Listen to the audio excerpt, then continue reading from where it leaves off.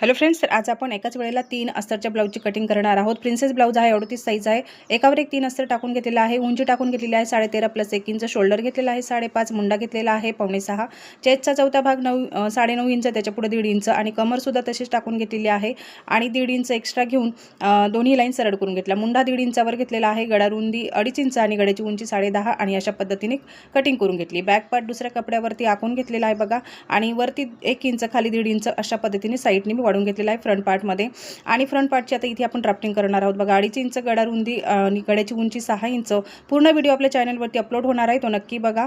आणि मुंड्याचा आकार देऊन घेतलेला आहे बघा।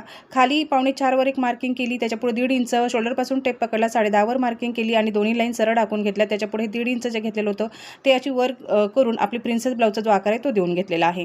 सविस्तर व्हिडिओ नक्की बघा। खाली गोलसर आकार देऊन या पद्धतीने कटिंग करून घेतलेला आहे। या पद्धतीने आपली तिन्ही ब्लाऊजची कटिंग झालेली आहे। व्हिडिओ थोडा आवडला तर लाईक